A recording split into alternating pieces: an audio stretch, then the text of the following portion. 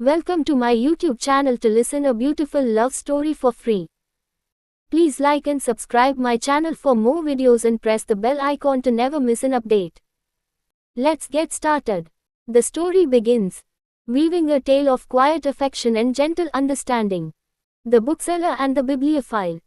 Rain lashed against the windows of the book nook, blurring the gaslights into hazy halos.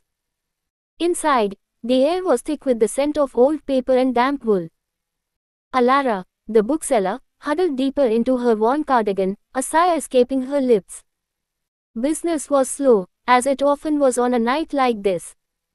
Suddenly, the bell above the door jingled, announcing a customer. Alara looked up, startled, to see a young man standing awkwardly just inside the doorway.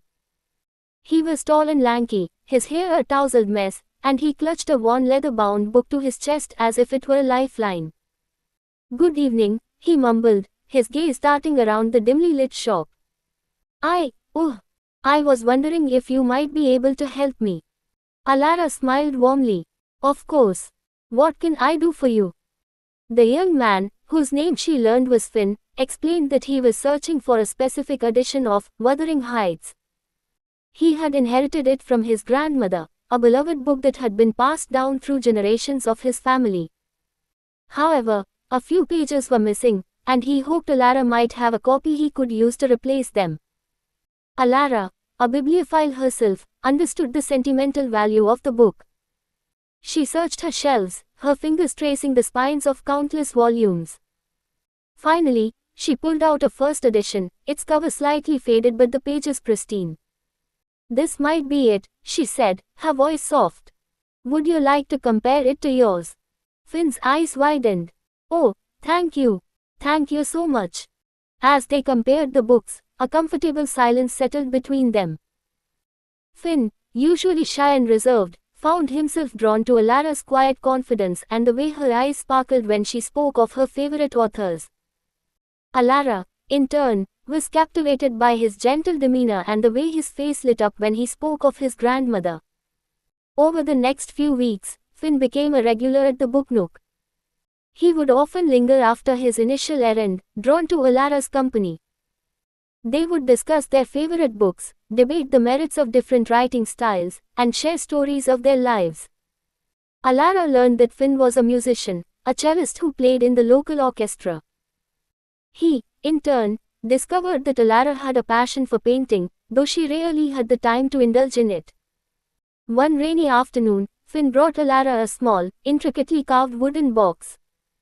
Inside, nestled on a bed of velvet, lay a silver locket. "My grandmother gave this to me," he explained, his voice barely a whisper. "She said it was a gift from her own grandmother, and that it was meant to bring good luck to the one who cherished it." Alara's heart pounded. She gently took the locket, her fingers tracing the delicate silver filigree. "It's beautiful," she breathed. Finn watched her, his eyes searching hers. I hope it brings you good luck, Alara." A blush crept up Alara's neck. "Thank you, Finn. It's the most beautiful gift I've ever received."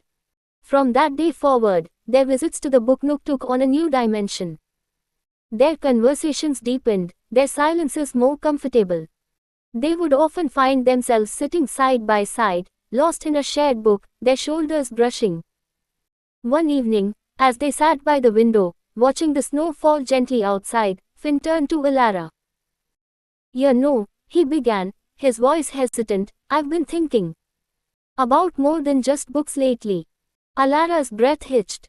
She looked at him, her heart pounding a frantic rhythm against her ribs. Finn took a deep breath. "I know this might sound sudden, but I've fallen for you, Alara. I know I haven't known you for very long, but I can't seem to stop thinking about you. You're kind and intelligent, and you have this incredible passion for life that's simply infectious." Alara felt tears welling up in her eyes. "Finn," she whispered, her voice trembling, I feel the same way." Finn's eyes widened. "You do?" Alara nodded, a shy smile gracing her lips. "I do. I've been falling for you too, I think." Finn reached for her hand, his fingers intertwining with hers. "Does this mean, would you maybe want to go out sometime?" Alara laughed softly. I'd love to. And so, their love story began, not with grand gestures or sweeping declarations, but with a shared love of books, a quiet understanding, and a gentle, unwavering affection. They continued to spend their evenings at the book nook, their conversations now laced with the unspoken language of love. They explored the city together, hand in hand, discovering hidden cafes and charming bookstores. They attended concerts, Finn playing his cello with a newfound passion, and Alara listening with rapt attention. They even began painting together, Alara teaching Finn the basics, and he, in turn, encouraging her to pursue her artistic dreams. Life with Finn was a gentle symphony, a quiet melody that filled Alara's days with a sense of peace and contentment. He was the missing piece of her puzzle, the book that had always been meant to complete her story. One crisp autumn afternoon, Finn knelt before Alara, a small velvet box in his hand. Alara, he began, his voice thick with emotion, will you do me the incredible honor of marrying me? Alara, tears streaming down her face, nodded eagerly. Yes, Finn, yes, 1,000 times yes. Their wedding was a simple affair, held in the small garden behind the book nook. The air was filled with the scent of autumn leaves and the gentle melodies of Finn's cello.